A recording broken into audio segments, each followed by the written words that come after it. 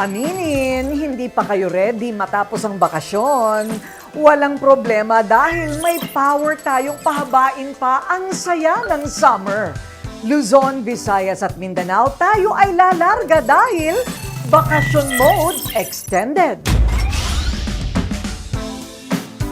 At tuloy ang ligaya. Sige, larga, lakwatsa pa more. Walang ayawan hanggat kaya pa ng katawan. Feel the summer heat. Mag-enjoy, mag-explore at mangolekta ng masasayang alaala. From chill places to unforgettable adventures, lahat panalo sa mga lugar na ito.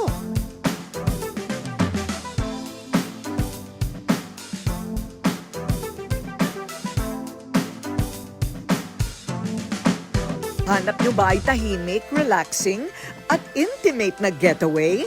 Yung tipong malayo sa ingay at siksikan ng syudad pero yakap pa rin ang kalikasan. Bundok at lawa. Pues, this is the sign. Dapat nyong pasyalan ng isang hidden paradise sa Los Baños, Laguna. Isang residential private resort na may hot springs. Bagong-bago, cozy, at perfect for quick staycation. Welcome to the Crib Lake House, where comfort meets serenity. The Crib Lake House, I would say na best summer staycation siya ngayon because number one of its location. We are just an hour and a half away from Manila. So very accessible kami. Less time on the road, more time to bond with your family and friends. Twin villas ang setup dito. Modern design at minimalist. 4 ang malalaking kwarto. Fully equipped kitchen. At dining area.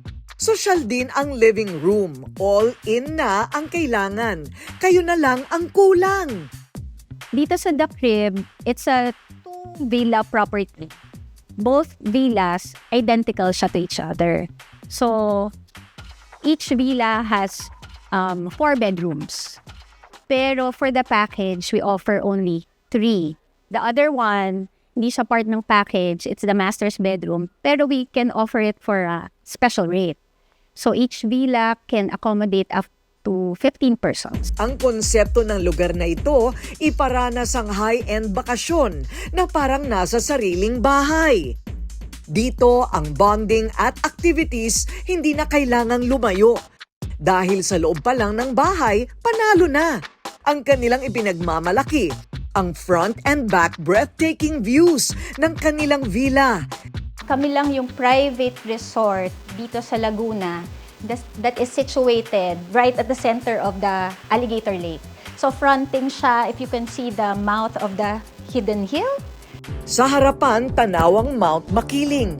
At sa likuran, ang payapang lawa ng parte ng Laguna. May kayak at ibang water activities. Dito sa The Crib, priority nila ang saya at kaligtasan ng mga bisita. It is safe for swimming. We have activities sa lake that we offer. Paddle boards and fishing as well po. Gusto namin maalala, of course, because of the overall experience. Dito po sa The Crib, summer mode is extended all year round. For inquiries and more information about The Crib Lake House, you may visit our social media pages on Instagram and Facebook. The Crib Lake House, your private escape by the lake. From Laguna na intimate and private, dayuhin naman natin ang happy place and exciting spot sa norte. Isang world-class marine theme park na siguradong magpapasaya ng buong pamilya. Welcome to Ocean Adventure sa Subic Bay, Zambales. Dito hindi lang sightseeing, kundi up-close encounters with amazing marine animals. Makipaglaro sa kanilang sikat na dolphin show. Siguradong mapapabilib kayo sa talino at liksi ng mga dolphin. Makipagkulitan din sa mga sea lion, sina Cory at Chloe. Si Cory po is around 17 years old. Chine-check po natin yung blood nila. So may mga vets po tayo na nag-check ng health nila. Si Cory is from, saan ka galing, Cory? Chile. All our animal presentations, we do educate and then about conservation. Yun, smile, pwede siya mag-smile. Yan.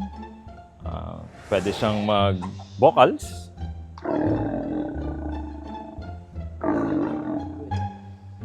Pwede siya mag-wave. Tongue poke. Yan. Salute. Ayun. So, iniimbitahan ko po yung mga viewers natin na come visit Ocean Adventure and meet our critters, especially si Cory.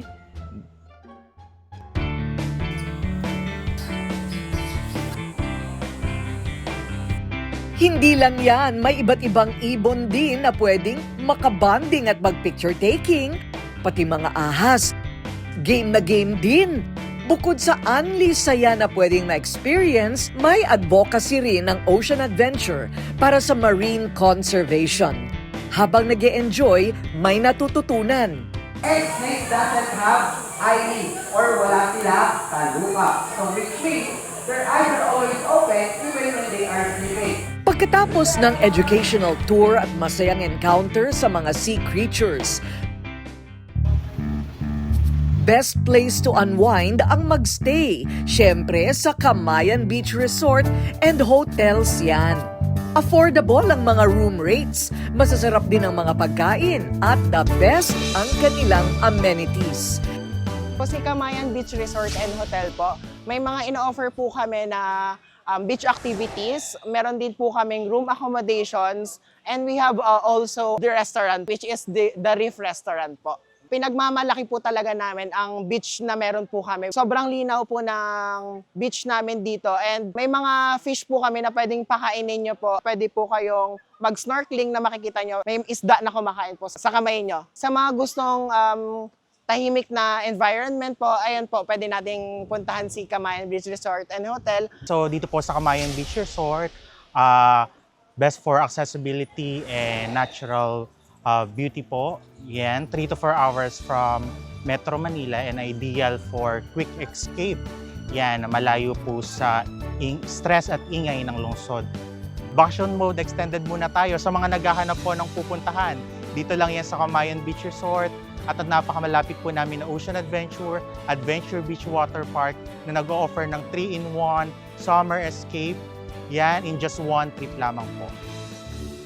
Good news din po sa mga fur parents dahil dito sa kanilang resort pwedeng isama ang mga alagang dog. Pet friendly po kami when it comes to day tour po. May mga designated lang po tayo for our pets na pwede silang maligo and pwede po silang mag-enjoy po. One-stop shop rin ang place na ito. Lahat ng kailangan, kumpleto. Very accessible, 2 to 3 hours lang from Manila. Pwede nang magbakasyon grande. This time, explore naman natin ang ganda ng Ilocos. Ang sarap magpasalamat sa may kapal para sa ganitong mga likas na biyaya. Kaya huwag makalimot sa pagbisita sa sikat na simbahan dito sa Ilocos, ang Paway Church. Humigit kumulang 400 taon nang nakatayo ang Paway Church dito sa Norte. At sa ilang daang taong nakalipas ay nag-aagawan pa rin ang kahapon at ang bukas sa mga kwento sa likod, loob at labas ng napakaganda at makasaysayang simbahan na ito sa Luzon. Nakilala ang simbahang ito sa kanyang Baroque style. Sa mahigit na 15 simbahan dito, ang Paway Church ang pinakakilala dahil sa patrianggulo na ukit nito na simbolo ng muling pagtayo ng simbahan matapos maguho ng lindol ng 2 ulit. Siyempre pati na Sorsogon. Beautiful day in Donsol! Butandings, here we come! But first, the orientation. Orientation muna tayo.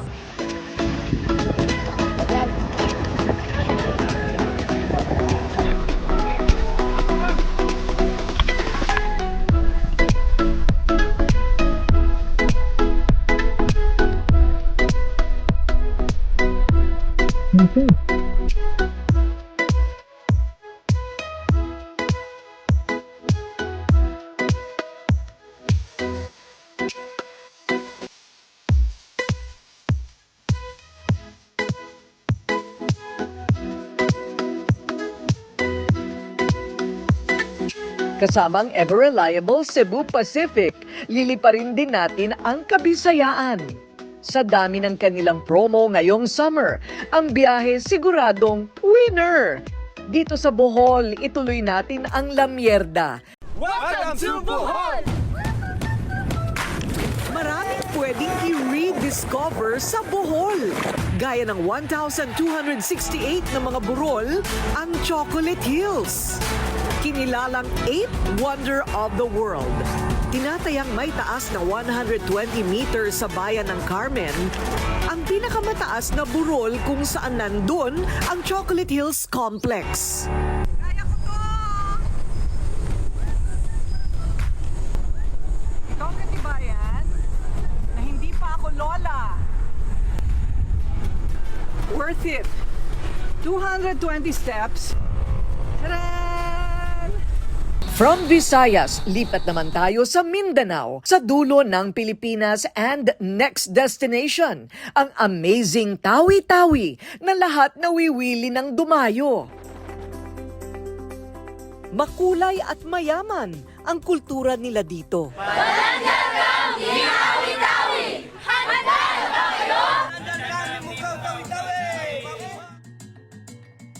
Dahil napapalibutan ng karagatan ng Tawi-Tawi, mga lamang dagat ang pangunahing pinagkukunan nila ng pangkabuhayan. At sa selebrasyon ng Lepa Festival, ipinapakita sa bawat design ng kanilang mga bangka ang kanilang kultura at pamumuhay mula pa noong unang panahon na hanggang sa ngayon. Sa bawat sulok ng ating bansa, may kwento, may saya, at may adventure na naghihintay. Tuloy ang happiness! Ang kailangan lang puntahan. Kaya lakwatsa na dahil ang bakasyon sa Pilipinas laging extended.